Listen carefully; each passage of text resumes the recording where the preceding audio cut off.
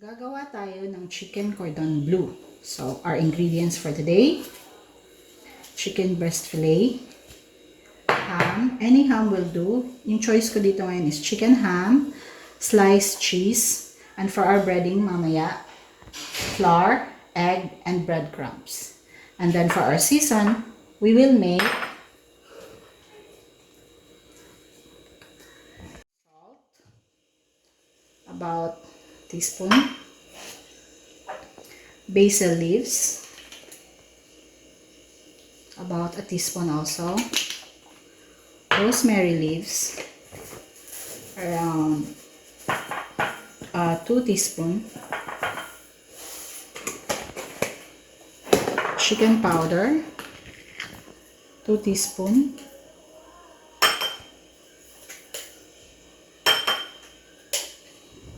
and crushed black pepper to season.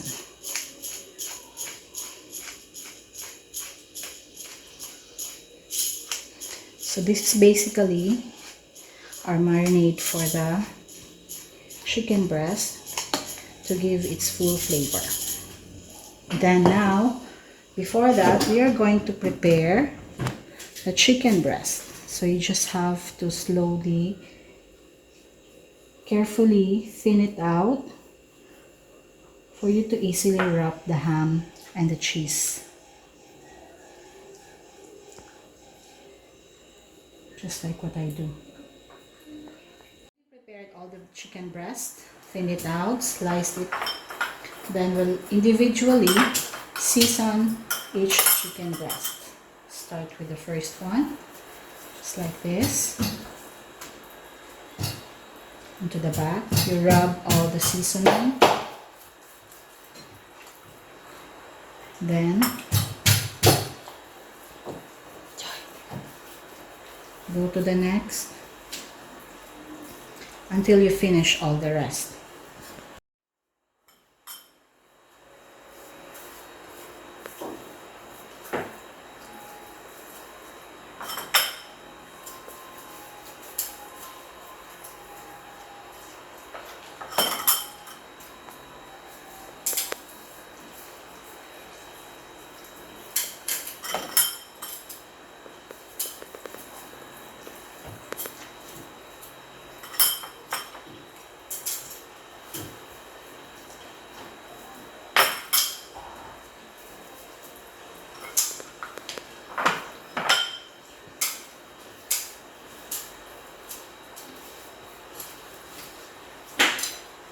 Almost done. So after this, you wash your hands in preparation to roll up the chicken cordon bleu.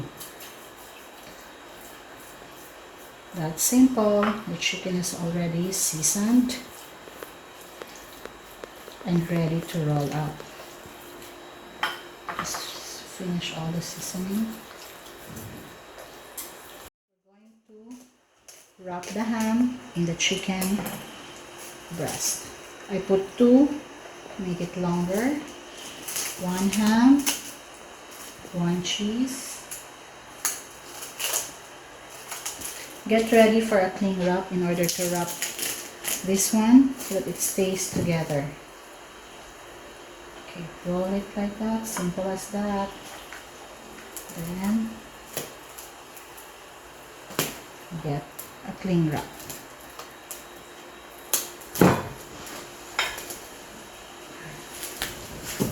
Make sure you roll it together. And do the rest. Put it in the ref for around 30 minutes before you cook it. Either you can deep fry it or bake it in the oven. Either way, it's good to go. Okay, after 2 hours from the ref, I take out all the chicken cordon bleu, and then we're going to start breading. Okay. First, dip it in the flour thoroughly. I already preheated my oven at 180 degrees Celsius for 15 minutes. After the flour, dip it in the egg. Okay, make sure you coat it well. And then to the breadcrumbs. In your pan where you're going to put your chicken cordon bleu, please put a little oil to grease it so as not to stick the chicken cordon bleu. I'm gonna arrange it in the pan. I'm going to do the rest. Okay. We're gonna bake this for 180 degrees Celsius for around 30 minutes. Okay. Coat it well. Okay. Then arrange. And the other, last 3. Okay. Okay, and the egg. Just slowly, so that the chicken cordon bleu will hold its form. Almost done. Okay.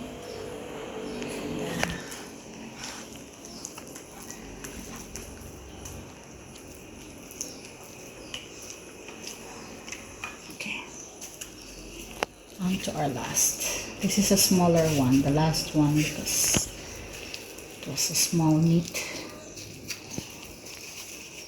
Okay, so it's okay if you have small meat.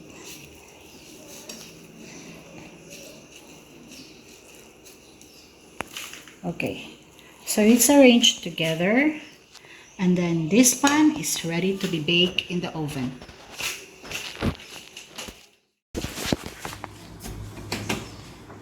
Okay, our oven is ready. Okay. And cook it for 30 minutes. After 30 minutes, medyo nag-brown na siya. So I take it out from the oven and then ready to slice our chicken cordon bleu. See? Slice it 1/2 inch thick and place it in your plate.